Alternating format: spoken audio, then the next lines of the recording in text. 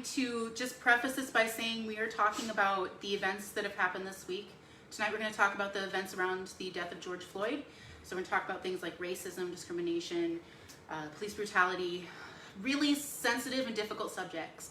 And we are doing this because, aside from the fact we're awesome people, we're talking about this because there's a lot of stuff that is happening on social media right now that is really frustrating to me. Seeing people to communicate with the 7% of words on Facebook and just get so riled up and not hear each other. Yeah. And we just want to have a conversation. So this is not about who's right and who's wrong. This is about three people with three different viewpoints and experiences having a conversation. So I'm going to just put out there that you are welcome to comment things in the comments below if you have questions or feedback. I have Tracy following along on his phone so we can see that. But I will go back and delete anything that is rude, racist, anything that is obviously inappropriate. Yes, with this conversation, it is to be constructive. Yes, right, absolutely. Right. Our goal is to bring mutual understanding. We might not agree with each other. In fact, quite often we don't. Believe it or not. But we want, but to be able to understand that the other person's point of view is coming from a place of good faith and integrity and their own genuine love for humanity. So understanding, I guess, is really what we're going for. And I'm really hoping that we can just demonstrate what a good conversation can look like. So, because I feel like I've seen so many hurtful ones and explosive ones lately. I don't see any examples anywhere. So I'm hoping we can set a good one. Yeah, be the change you want to be in the world. Yes. I've joined a few conversations on Facebook in regards to some of these conversations and have seen a lot of good examples of constructive conversations while combating mindsets from other people who are not open to considering certain perspectives. So you are lucky I have not. I've lucked out. There've been a few that I'm like, oh man, this is great. Like, I appreciate you guys. There have been some that it's like I need to leave, but I've been grateful for a few of you guys that have been out there. I've already made comments on most of the pages and most of the forums that you guys have been on. So yeah. So what day was that? Was it Tuesday? Was it? When So like May 31st. So I think it was Monday or Tuesday, one of those days. 31st was Sunday. Yeah. Because that was no Yes. Suicide Sunday. yeah. That's Sunday. Yes, it was Sunday. So we had a picture. We had a very blatant display of a police officer. Let's just call it what it is: brutally murdering somebody. About a week ago now. Yeah. And for me, this is a big deal. Back when I used to be involved in libertarian politics, I spent a lot of time on the subject of police brutality. Now, I don't really see it as a racist issue, and I know that's probably gonna, that's not really a politically correct thing to say, but I used to be involved in Cop Block and some of these other organizations that deal with police brutality, and there's examples of black cops that murder black kids, and there's examples of white people that get murdered, and I'll say it like it is. It's murder, there's no reason for cops to be able to do that. And so when I first saw the footage of that, I was like, it's horrifying. And one of the big issues for me is that historically, when cops do things like this, historically, the worst thing that happens to them is they get a slap on the wrist. They might get suspension with pay, or something like that, which is basically a paid vacation, and then what ends up happening is the internal department does some review. 9 times out of 10, they decide that the cop didn't do anything wrong and he was acting within the line of duty, and and then the cop gets put back on the force. If that doesn't happen, he gets fired. But then there's a whole concept here around. There's a whole community or whole culture in the United States called gypsy cops, and they're basically police that get fired from the local precinct, and then they go and become a cop in another precinct, and so the problem doesn't get resolved. And the other issue for me is, hey, wait, hold on. Yeah. Didn't you say that the guy that did this to George Floyd had like 17 past cases of misconduct? absolutely, yeah, that's the thing. If we actually had this is an institutional issue. If there actually were good cops, the good cops would be calling out and holding the bad cops accountable. I'd be furious. And that doesn't happen. We saw, you know what I mean? I feel like some of the way that things get brushed under the rug by certain people, some of the good cops don't know. It could I be. mean, I feel like I have met some very good cops in my own past. My dad was a cop, Yep. and while I wasn't around to like see him on the line of duty every Right. day, I know that he was a man of integrity, and I know that he would never do anything to hurt anybody. Right. And I know that some of the people, like I've been in car accidents before, some of the nicest people in those situations when I'm sitting here like in a traumatic shake was Right. the cop trying to help calm me down. Yep. Like, so I know I've met some good ones. I Yeah. feel like we should make a distinction between the two. There are good cops, and there are those cops that extend their power a little more than they should.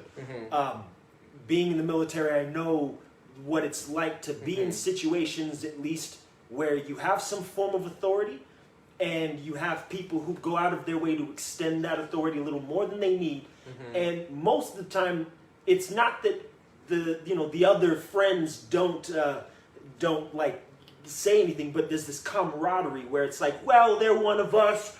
These guys could make us look bad, so Right. it's, like I said, it's very Right. internalized. Yeah. And for that, I don't want people to think that when we use the term bad cop or good cop, in a sense to say we're talking about the cops that are doing the thing that we know is completely disrespectful to the badge, one, to the community, and let alone the idea of what policing is supposed Yeah. to be in a community. Yeah, so that's exactly that. That's the biggest thing that I think, and I'm just, I'm just very grateful that we're able to have a conversation about this, because back in the day when I reported and tried to get people to raise awareness about this issue, I remember coming across as, oh, you're just somebody that's angry, you're just a hack or whatever. But this is a real issue, and that's one of the big things is I've seen stories of good cops who have actually tried to hold their brethren accountable and actually try to make sure that people follow the actual codes of conduct that an officer should have to follow. Yeah. And what's sad is those cops are many times the ones that get run out of the station, and they end up not being it's a great way, one of the best ways to get fired from your job as a police officer is to hold your fellow officers accountable. And that's, to me, that speaks to systemic failure of the system overall. Almost like attacking the whistleblower keeps all of the when you have situations where the police department or the chief of police goes and whitewashes the whole thing and many times says the cop didn't do anything wrong. Now, they weren't able to do that in this case because the video was so long and so damning. Right. So who knows what would have happened if this video hadn't been so.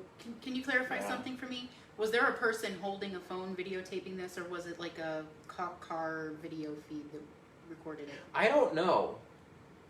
I have Because no idea. I have to It was ask, about 9 minutes long. if there was a person, I feel like if it was in a cop car, then it wouldn't have been turned over. Like, it wouldn't have been made public. I think somebody was holding a video camera.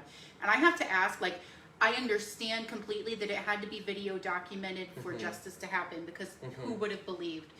But at the same time, I have to ask, why was the person not shooting the video? Why was nobody in the proximity saying, that man said he can't breathe? What are you doing? I mean, you still have a voice. Right. Why was nobody? Why are we such a society of onlookers? That seriously pisses me off. That 3 other officers with him just stood there and watched him as if somebody was crying out that they couldn't breathe. Like, all the people in the vicinity, this person who was videotaping, nobody could just say, hey, he can't breathe. At least let him breathe. Right.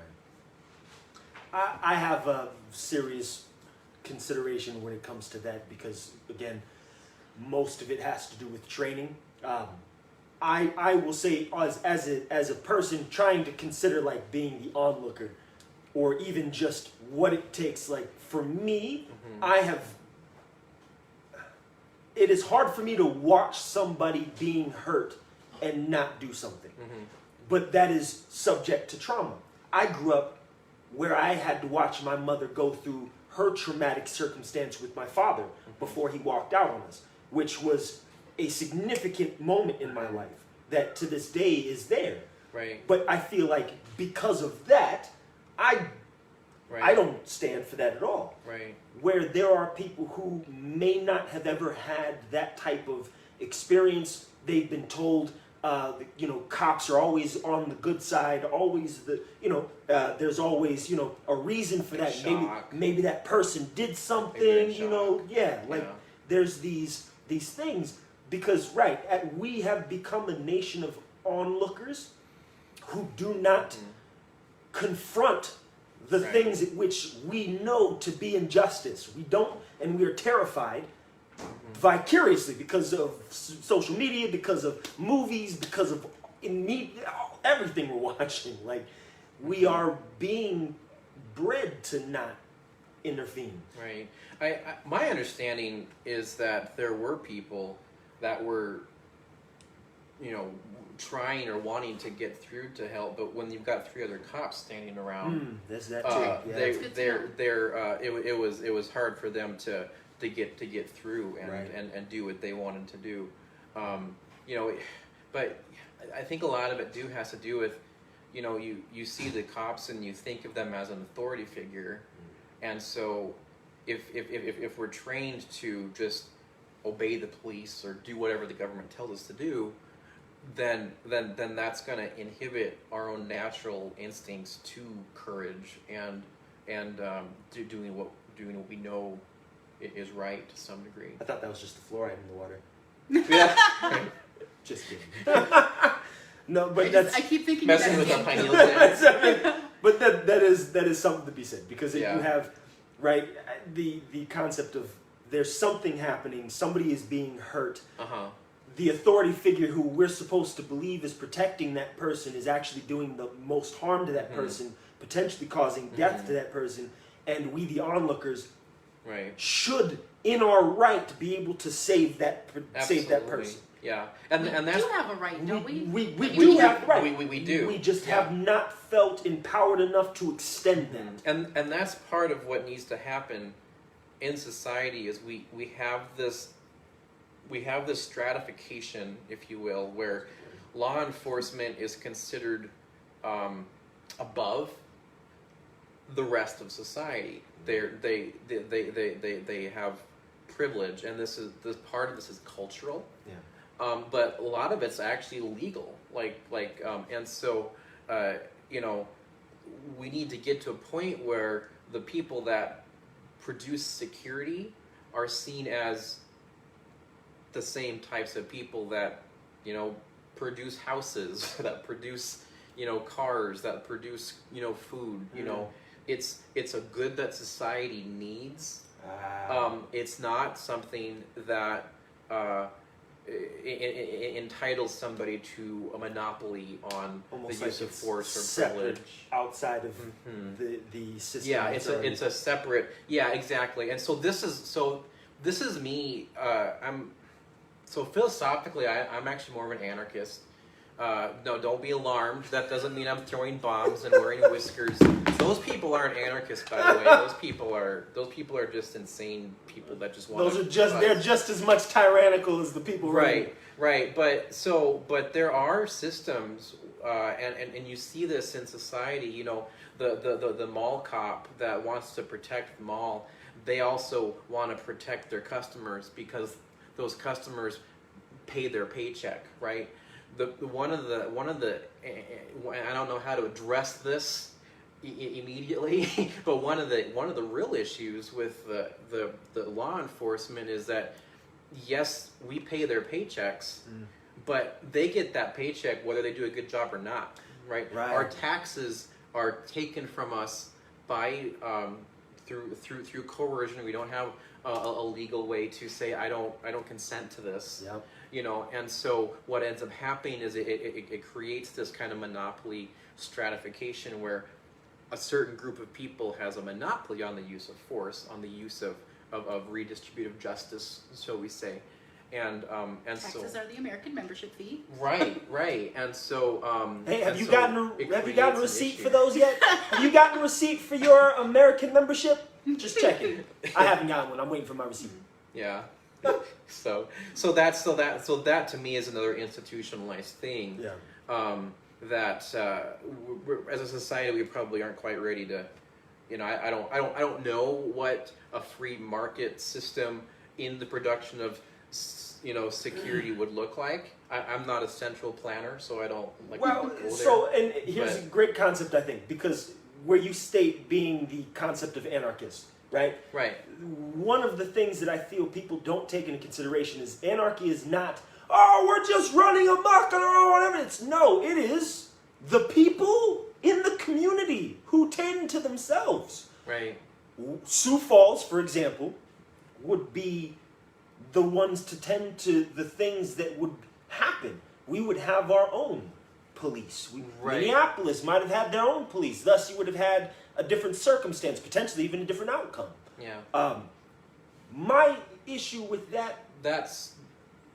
Hold that thought. Yeah, but that's a perfect example of one of the other issues with the modern policing system is that modern police, they get a lot of their funding directly from the federal government in terms of grants.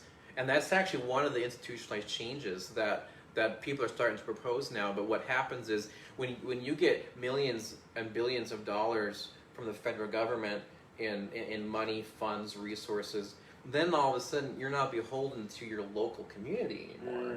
You're beholden to the Washington D.C. Right. And so the money becomes a hi Brandy. Becomes a it becomes a lever of control, as opposed to being an actual I'm giving you value for taking care of my safety. So then with that, would you say that it's possible that level of control has then allowed them to control the type of individuals to whom become officers of the law? And maybe that is a lot of the fundamental issues we're finding, is that we're not hiring the absolutely. And actually, that's another good point. So like there was actually, I think this was in California, this was a few years back, but there was actually somebody that applied to be an officer who wanted to be a cop, and he was denied. And the reason he was denied was because he was too smart, right? And there was actually a Supreme Court case. This went up to the Supreme Court. Wow. That and the Supreme Court said, well, being intelligent is not a protected class. So there are police departments who actually have, as part of their like unofficial, belief system, we only want to hire dumb people to be, and this is the issue, is if that's the belief system that the overarching police department system has, is it any wonder that you're hiring people that aren't very evolved psychologically, emotionally, spiritually? Is it any wonder that you're hiring people that may be are racists? So that's there's a lot of documentation about racism. Being I was going to say, some people who work forces are the same who burn crosses. Just one of those. What say that again? Some people who work forces are the same who burn crosses. That's from Rage Against the Machine. Yes. Okay. And that's like one of the And most that song's in my head. profound songs Yeah. that they came out with, and that was, I mean, a few years, Hi, Nicolette. decades ago. But you know, it goes into that concept. How is it that we, because it's military is going to come back a lot, because the fundamental thing that the military had taught me was that training is the most important. Right. Training is what gives you the upper hand, or at least gives you the preparedness needed and necessary to go into any type of circumstance. Right. We're talking about having somebody who's carrying a firearm that's potentially the ability to take someone's life, the psychological repercussions of taking life, the repercussions of, you know, past trauma. I've always been curious what kind of training they do in the police force. That's a big part of it, and you know, it kind of brings to mind like if you're in a back alley and you don't have a lot of training, and somebody attacks you, you're gonna be like really scared. You might lash out, be really rageful, right? If you have a little bit more training, you might actually be able to take them on and actually fight them and beat them up or protect yourself. Eventually, though, if you have a lot of training, you're gonna just kind of laugh at them because you know that they can't hurt you, and so you're confident, and so you know, and so you're able to just be calm in that situation and just be empowered, and so there is a lot to be said for that. I agree with you. What kind of training do cops actually get? Because I think a lot of the supposedly, you know, some of the unjustified killings could be avoided if they more weren't training and de-escalation. If they weren't scared. Because I take that same concept. That person could be so well trained that they didn't even find themselves in that alley to begin with. Right. Which is the notion of being aware of your surroundings enough to know, if I go through this if I go here, these are the potential dangers that await me. If I take this path, these are the potential dangers. Yeah. Yeah. Megan is watching. Hi, Megan. She actually made a comment. There's a video going around declaring that a barber needs more training hours than police officials. I don't know if that's true or not. I went to hair school back in Really? Yeah, I really did. Graduate of Euphoria Institute, Las Vegas, Nevada. Yep. It was like upwards of 1,200 hours. Spent an entire year, and like it was a lot of hours of training. It was an entire year. Yeah, roughly. For what now? For a hairstyle. Okay. To be a hairstylist, because I couldn't go as a barber because they didn't have an accredited barber school. So I had to go. My mom actually worked at the place, so I was able to go to school for it. So you think that could be a legitimate statement in some states? It's possible, because some states vary when it comes to the amount of training or amount of hours that any barber or a hairstylist needs. But it is an excessive amount. I mean, it's a lot, you know, because you're going through anatomy, you're going through biology, you're going through sanitation. Oh God, yes. Like I learned about staph infections and what is the pathology? I learned pathology in the hair school. Like all of this stuff. Like these were the things that we were taught. And for hair. Yeah. You know, so it's not hard. It's not. And hard you to just clean. shaved your head. No, it's all good because I'm done. And then Stephanie just made a comment here too. You can't go into a precinct and file a complaint without being harassed, and that's the. So again, this brings me back to my kind of more anarchist way of looking at things. Any other industry in the world, if I have a complaint against that company, their customer service wants to know about it because they want to fix it. Thought the customer was always right. Right, because they want We're you. not customers. Because they want you to be safe and taken care of. They want you to respect what they do. They don't want you going around. You know, there's actual, you know, monetary considerations if you're not happy as a customer, and because of that, that gives them an incentive to love you. You're right. You know, when it comes to really any government service, that's not the case, right? Because because they're a monopoly. They're the only thing out there for the most part. Yeah.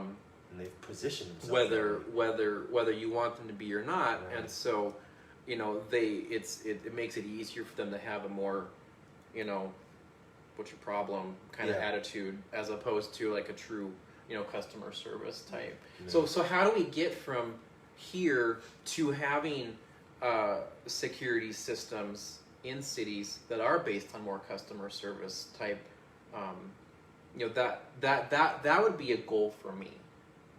Well, then they need to be more locally funded. Definitely not privatized And not by mercenary speeding types. tickets. Right, None of like that. right, well, and that's the thing too, is like we don't want government just funding, you know, private organizations, because that basically that solves the problem of socialism by making it fascist. That's not a solution, right? So I agree with you.